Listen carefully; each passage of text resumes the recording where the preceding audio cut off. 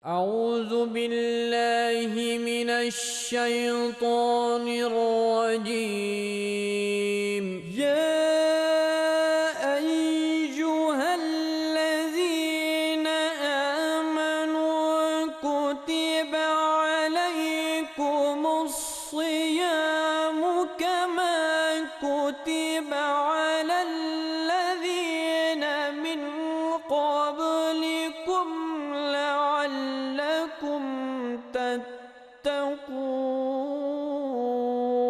أشهد أن لا إله إلا الله وحده لا شريك له وأشهد أن محمدا عبده ورسوله أما بعد فأعوذ بالله من الشيطان الرجيم بسم الله الرحمن الرحيم. Adá ọpẹ́ fún Ọlọ́run ọba olóore ọ̀fẹ́ ọba láàánú jùlọ. Ohun tí ó mọ̀ jẹ́ ìbánisọ̀rọ̀ wa ní èní òun náà ni ààwẹ̀ gẹ́gẹ́ bí odi ìsọ fún ìwà tí ó dá. Ohun tí a gbé Islam lélẹ́rí lẹ́ni òun náà ni láti gbé ọmọ ènìyàn láti ipò àìmọ̀kan di oníwà ọmọlúàbí láti lè jásí wípé á di ẹni èèyàn yìí níwájú Ọlọ́run ọba.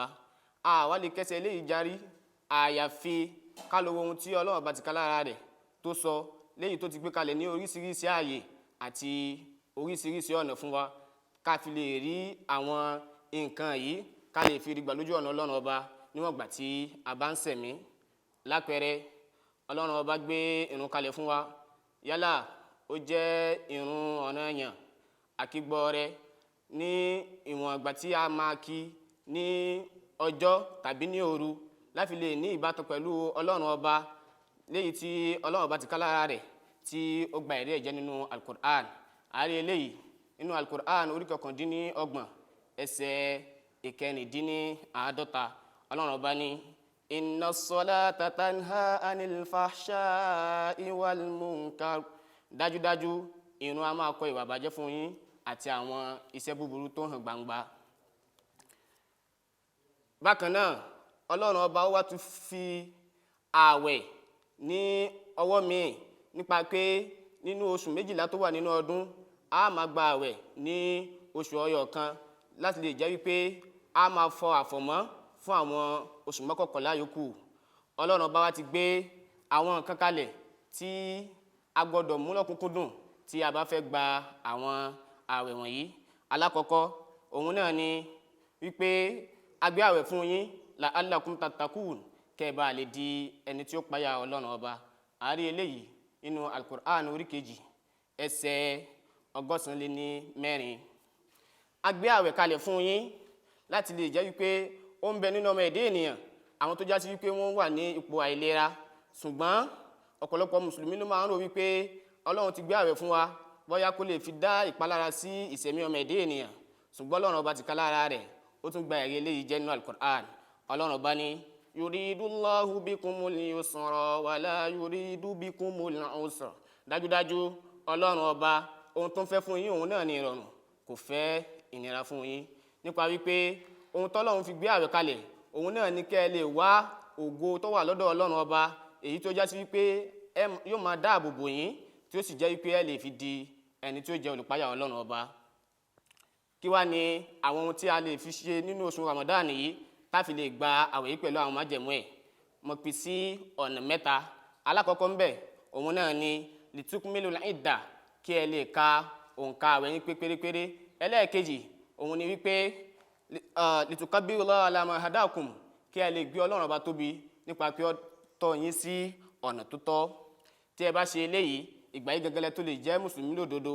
Ṣùgbọ́n lẹ́ni tí ẹ bá lọ wò á rí wípé ọ̀pọ̀lọpọ̀ àwọn èèyàn kìí ṣe wípé ká máa gbé àwọn nǹkan wọ̀nyí sí ojoojúmọ́ àbí bí kò ṣe wípé ká máa lò ní gbogbo ìgbà tí a bá ń ṣẹ̀mí nípa pé a máa ṣe oríṣiríṣi ìrántí Ọlọ́run ọba, a máa gbọ́ Ọlọ́run ọba tóbi léyìí tó sì já sí pé òun náà ní iṣẹ́ kan gbòógì tí àwẹ̀ wá ṣe nínú ìgbésí ayé wa. Èyí sì ni ohun tá à ń retí fún gbogbo ẹni tó bá jẹ́ mùsùlùmí nípa pé kìí ṣe pé a máa ṣe léyìí ní àwọn ojoojúmọ́ lásán bí kò ṣe wípé a tún máa ṣe àwọn ìrántí Ọlọ́run ọba lóòrèkóòrè a sì tún máa gbé títóbi fún Ọlọ́run ọba léyìí tó sì já sí wípé òun náà ni iṣẹ́ kan tí ààwẹ̀ wá ṣe ní àárín wa.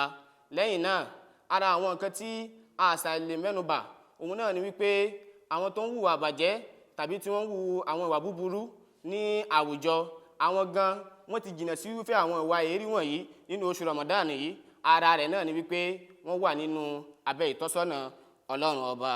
Ẹlẹ́ẹ̀kẹta la'allakum tashkurun, kẹ́ ẹ bá lè di ẹni tí ó sọpẹ́ fún Ọlọ́run ọba. Sísọpẹ́ fún Ọlọ́run ọba yín á máa mú yín láti jẹ́ pé ẹ rí ìbùkún rẹ̀ àti ìyọ́nú Ọlọ́run ọba. Ṣàítánì náà sì ti lérí fún Ọlọ́run ọba wípé òun á máa gòdì wá. A rí eléyìí nínú Al-Qur'an orí 7 ẹsẹ̀ 18. Summa la'atiyannahum min bayni aydihim wa min khalfihim, màá máa gòdì wọn níwájú àti ẹ̀yìn. Wa an aymanihim wa an shama'ilihim, bẹ́ẹ̀ náà sì ni kódà ẹ máa rí mi lẹ́gbẹ̀ẹ́ ọwọ́ ọ̀tún àtẹ̀gbẹ́ ọwọ́ òsì wọn. Wala tajidu aksarahum shakirin, ṣùgbọ́n ọ̀kẹ́ àìmọyọmọ ẹ̀dẹ́ ni wọ́n á jẹ́ ẹni tí wọ́n ṣe àìmoore sí Ọlọ́run ọba. Ohun tó jẹ́ nǹkan gbòógì òun ni wípé àwọn tó bá rí ìbùkún Ọlọ́run ọba nínú oṣù Ramadan yìí pẹ̀lú gbogbo àwọn nǹkan tó kó sínú, wọ́n á rí wípé nígbà tí wọ́n bá gba àwẹ̀ yìí tán á ti jẹ́ gẹ́gẹ́ bí gàgá fún wọn láti kó wọn kúrò nínú gbogbo àwọn ìwà èérí. Bẹ́ẹ̀ náà sì ni wọ́n á dúró gẹ́gẹ́ bí ẹni tó nígbàgbọ́ ní Ọlọ́run ọba fún àwọn oṣù 11 yòókù. Kódà á sì tún dáàbò bò wọ́n kúrò nínú àwọn àjálù yìí tá a fojú rí.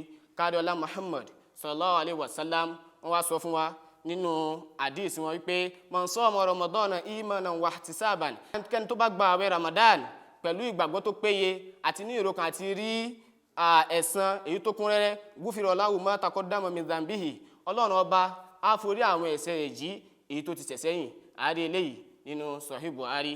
Lẹ́yìn náà káàdọ́lá Muhammad sallallahu alayhi wa sallam wọ́n wá tún sọ fún wa láàyè míì wípé abẹ́rẹ́ àwẹ̀ òun náà ló jẹ́ gẹ́gẹ́ bí odi ìṣọ́ tí ó mọ dáàbò bò yín kúrò níbi ìyà iná. Tá a bá wá lọ wo àwùjọ mẹ́ẹ̀dẹ́ ènìyàn, a rí wípé ìdàgbàsókè tẹ̀mí ó pé oríṣiríṣi. Eléyìí ló mú olùdásílẹ̀ ìjọ mùsùlùmí Ahmadiyya Azad Mirza Ghulam Ahmad alayhi salatu wa salam tí wọ́n sọ nínú ìwé wọn tí wọ́n pe àkọlé ẹ̀ ní ìjìnlẹ̀ ẹ̀kọ́ Islam tí a mọ̀ sí The Philosophy of the Teaching of Islam, tí wọ́n kọ ní ọdún 1896. Wọ́n ní ẹ̀mí ó pín sí ọ̀nà mẹ́ta. Alákọ̀ọ́kọ́ òun náà ni ẹ̀mí tí a mọ̀ sí nafsul amaro, ẹ̀mí tí ó ń pè sí iṣẹ́ búburú. Àpẹẹrẹ eléyìí ó wà nínú Al-Qur'an tí ẹ bá wọnú suratu Yusuf orí 12 Al-Qur'an ẹsẹ̀ 53. Ọlọ́run ọba ní inna nafsala ammaratun bisu, dájúdájú ẹ̀mí a máa pa àṣẹ ibi ṣíṣe fún ẹni, nítorí pé ẹ bẹ̀rẹ̀ sí ní ṣe aburú nítorí ohun tó wà nínú ọkàn yín. Eléyìí ni ẹ̀mí àkọ́kọ́. Wọ́n ní ẹlẹ́ẹ̀kejì òun náà ni nafsul lawama, ẹ̀mí tó já sí wípé ó ń kọ ibi ṣíṣe. Wọ́n ní àádé eléyìí nínú Al-Qur'an orí 45 ẹsẹ̀ 3. Wala uqsimu bin nafsil lawama, mo sì búra pẹ̀lú ẹ̀mí tó ń dá ara ẹ̀ lẹ́bi. Wọ́n ní ẹlẹ́ẹ̀kẹta òun náà ni nafsul mutma'inna, ẹ̀mí tó wà ní ipò ìfọ̀kànbalẹ̀. Ẹ̀mí yìí òun náà ni ibi tí ó yẹ kó jẹ́ ohun tí ó jẹ́ nǹkan òkúnkúndùn fún àwa tí a jẹ́ mùsùlùmí. A sì rí eléyìí nínú Al-Qur'an ní orí 99 ẹsẹ̀ 22 àti 29. Ọlọ́run bá ní ya ayyatu an-nafsul mutma'inna, mo pè rẹ ẹ̀mí tó wà ní ìfọ̀kànbalẹ̀, irji'i ila rabbiki radiyatan mardiyya, ṣẹ́rí padà sọ́dọ̀ Olúwa rẹ̀ lẹ́ni tó yọ́nú sí Ọlọ́run tọ́lọ́run bá náà sì yọ́nú sí. Fadkhuli fi ibadi, máa wá bẹ pẹ̀lú àwọn ẹrúsìn mi tá a ti sàlẹ́sà. Wadkhuli jannati, kó sì wá wọ ọgbà ìdẹ̀ra mi. Olùdásílẹ̀ ìjọ mùsùlùmí Ahmadiyya wọ́n sọ nínú àwọn ọ̀rọ̀ wọn kan, wọ́n ní pé nínú oṣù Ramadan yìí àwọn tó bá kẹnu wó ní fún tó bá kó ẹnu ró kúrò níbi jíjẹ àti mímu àti oríṣiríṣi àwọn ìfẹ́gúfẹ́ ara, wọ́n á bára wọn nínú ẹni tó jẹ́ pé ó tẹ̀lé òfin Ọlọ́run ọba. Bẹ́ẹ̀ náà sì nínú oṣù yìí àwọn èèyàn sábà máa ń gba ìmísí látọ̀dọ̀ Ọlọ́run ọba lóòrèkóòrè, nítorí wípé eléyìí á jẹ́ kó fọ ọkàn wọn mọ́. Fífọkàn mọ́ yìí ìtumọ̀ òun náà ni wípé a lè mú gbogbo àwọn ìfẹ́kúfẹ́ tó wà nínú ọkàn wọn, á sì lè jẹ́ kí ọkàn wọn wárìrì. Eléyìí ló já sí wípé wọ́n á máa rí àti súnmọ́ Ọlọ́run ọba wọn ní òrèkóòrè. Wọ́n tún tẹ̀síwájú, wọ́n ní pé gẹ́gẹ́ bí tàwọn ohun táwọn mọ̀, àwọn ò fẹ́ fi àwẹ̀ sílẹ̀ àyàfi tó bá fẹ́ dá ìnira fún ìṣẹ̀mí àwọn, torí pé àwọn mọ̀ wípé nínú gbígbà àwẹ̀ yìí níbẹ̀ náà lẹ́ẹ̀ ti rí ìbùkún Ọlọ́run bá tó máa sọ̀ lé yín lórí àti àánú rẹ̀.